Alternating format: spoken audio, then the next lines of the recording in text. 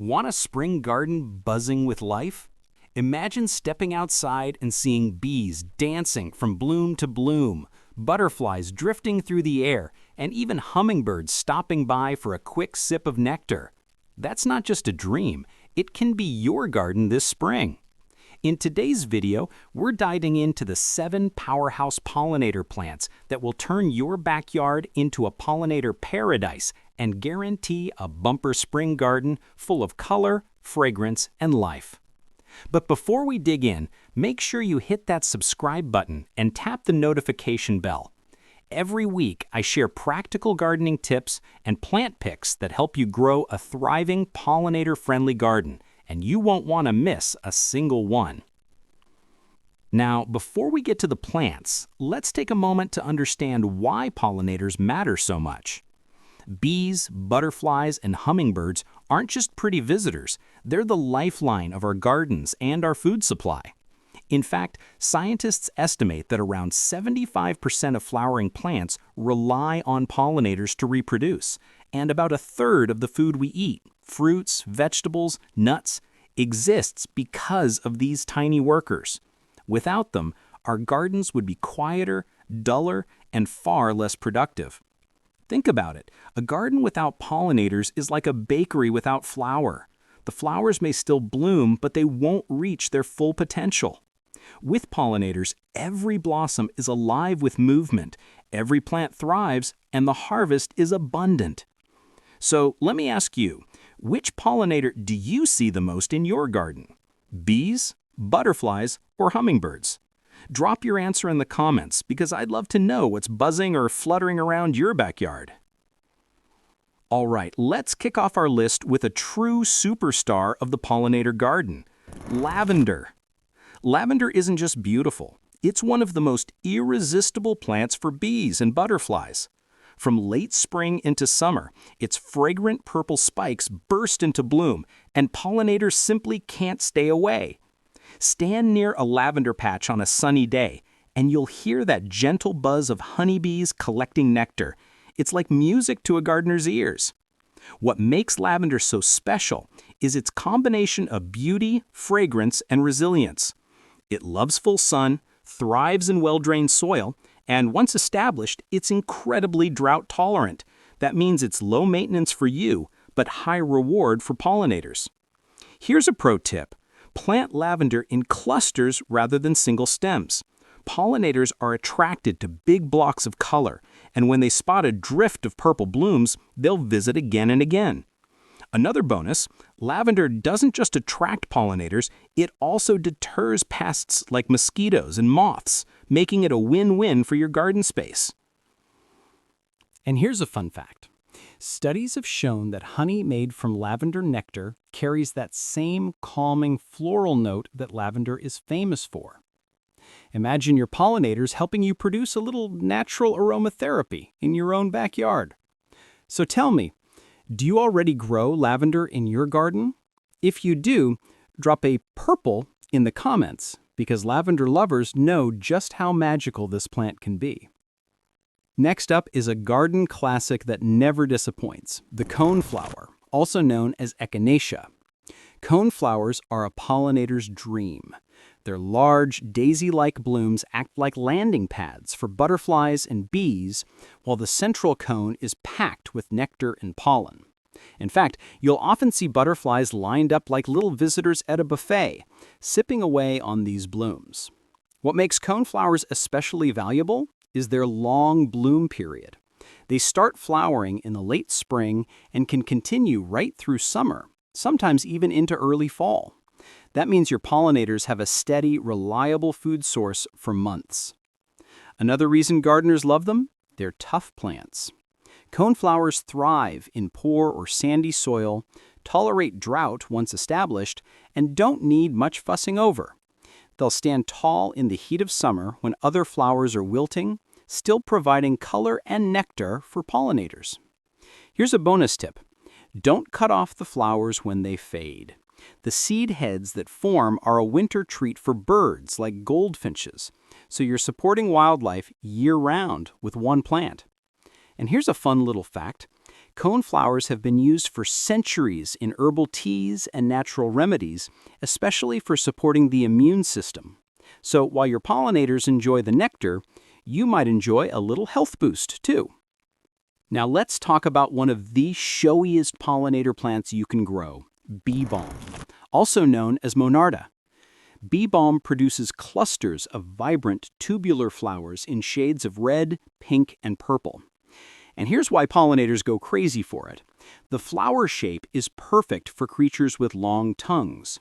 Hummingbirds in particular love darting in and out of the blooms, while bees and butterflies happily share the feast. This plant is more than just beautiful, it has history too. Native Americans used bee balm as a medicinal herb and brewed it into a tea known as Oswego tea. So when you grow bee balm, you're connecting with a piece of gardening tradition that goes back centuries. When it comes to care, bee balm loves full sun to partial shade, and it thrives in moist, rich soil. If you keep it watered and give it space to spread, you'll have clumps of bee balm that return year after year, each season bigger and more spectacular than the last. Here's a gardener's tip. Bee balm can sometimes be prone to powdery mildew, especially in humid climates. So to prevent that, make sure you plant it with good air circulation and don't overcrowd it. And if you're someone who loves attracting hummingbirds, this is one plant you can't skip. Imagine sipping your morning coffee while watching these little gems hover over your garden. Bee balm makes that possible. So what do you think? Would you plant bee balm more for the bees and butterflies or for the hummingbirds? Let me know in the comments. I'm curious which visitors you're most excited to welcome. Coming in at number 4, we have one of the sunniest, most cheerful flowers you can add to your pollinator garden. Black-eyed Susans, or Rudbeckia. These golden yellow blooms with their dark centers are absolute magnets for bees and butterflies. Their open, daisy-like shape makes it easy for pollinators to land and collect nectar, which means your garden will be buzzing with activity all season long. Black-eyed Susans are known for their reliability and toughness. They love full sun, tolerate a wide range of soils, and once they're established, they don't need much extra care.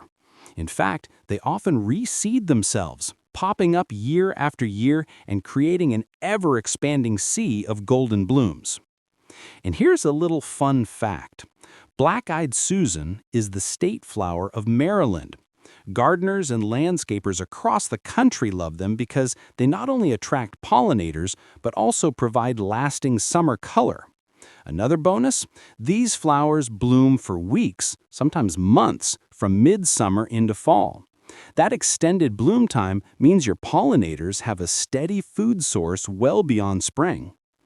Here's a tip. Plant black-eyed Susans in groups or drifts. The bold swath of yellow will draw pollinators in from a distance, and it also makes your garden look like a living sunflower field.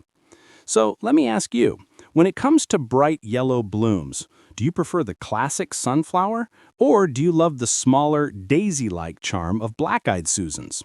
Drop your vote in the comments below. I'm excited to see which one wins. Next up on our pollinator powerhouse list is Salvia, a member of the sage family and one of the most dependable nectar plants you can grow. Salvia is adored by hummingbirds, bees, and butterflies alike.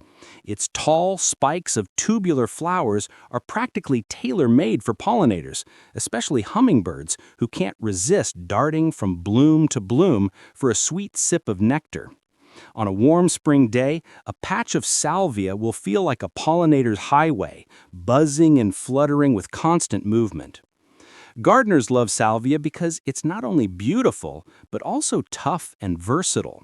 It thrives in full sun, tolerates drought, and many varieties are even deer and rabbit resistant, a big plus if you're gardening in areas with lots of wildlife. Once you plant salvia, you'll find it asks for very little, but gives so much in return. The bloom time is another huge advantage. Many salvia varieties start flowering in early spring and continue right through summer, keeping your pollinators well fed for weeks on end. Some varieties will even give you a second flush of blooms if you trim them back after the first round of flowers fades. And here's a gardener's tip. Plant salvia in groups of 3 or more for the best visual impact and to create a big, attractive target for pollinators. You can even mix colors. Purple, red, and blue salvias all bring variety and draw in different types of pollinators. Coming in at number 6, we have a garden icon that everyone loves: sunflowers. These towering beauties are more than just a cheerful sight. They're absolute pollinator magnets. Bees are especially drawn to their wide, open faces, which are packed with pollen and nectar. On a sunny day, a single sunflower can look like an airport runway with pollinators constantly landing and taking off. But the magic of sunflowers doesn't stop there. Once the blooms begin to fade, the seeds that form in the center provide food for birds, especially finches. So with just one plant, you're feeding both pollinators in the spring and summer and seed-eating birds in the fall. Sunflowers are also some of the easiest plants to grow, making them perfect for gardeners of all skill levels. All they really need is full sun and a patch of soil. They grow quickly, and many varieties will shoot up taller than you, sometimes reaching 10 feet or more. That makes them a fantastic family project. Kids especially love planting sunflower seeds and then watching them grow almost overnight. Here's a tip.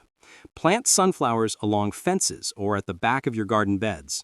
Not only do they add height and drama, but they also create a perfect backdrop for smaller pollinator plants. So let me ask, have you ever planted sunflowers that grew taller than you? If so, tell me your tallest sunflower story down in the comments. I'd love to hear just how big your giants grew. And finally, at number 7, we have a plant that isn't just popular with pollinators, it's essential. I'm talking about milkweed, also known as Asclepias. Milkweed is famous for one very important reason. It's the host plant for monarch butterflies. Monarch caterpillars can only eat milkweed, which means without it, these iconic butterflies simply can't survive. By planting milkweed, you're not just attracting pollinators, you're directly helping to save one of the most beloved butterfly species on the planet. But monarchs aren't the only visitors. The clusters of pink, orange, or white blooms are rich in nectar, attracting bees, butterflies, and even hummingbirds. When milkweed is in full bloom, it's like a pollinator convention, buzzing with activity. One of the best things about milkweed is how low maintenance it is. Once established, it's tough, drought-resistant, and will come back year after year. It loves full sun and can handle a variety of soils, from sandy to clay. Here's a tip. Plant several milkweed plants together in a patch. This not only makes it easier for monarchs to find, but it also creates a bigger nectar source for all your garden visitors. And if you leave the seed pods to mature, they'll burst open with silky white fluff that drifts on the wind, spreading new seeds and creating even more plants for the future. So let me ask, would you plant milkweed in your garden, not just for its beauty, but to help save monarch butterflies? Drop your answer in the comments, because every patch of milkweed makes a real difference. All right, now that we've covered the 7 powerhouse plants, let's take things a step further, because planting the right flowers is just the beginning. If you really want to create a pollinator paradise, there are a few golden rules that will supercharge your garden's success. Tip number 1, go native. Whenever possible, choose native varieties of pollinator plants. Native flowers have co-evolved with local bees, butterflies, and hummingbirds, which means they provide exactly the kind of nectar, pollen, and habitat those pollinators need. For example, native milkweed species are much better for monarch butterflies than non-native types. So before you buy, check your local nursery for plants that are naturally at home in your region.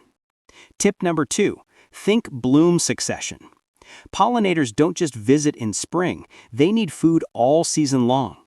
To keep your garden buzzing from early spring through late fall, plan for continuous blooms.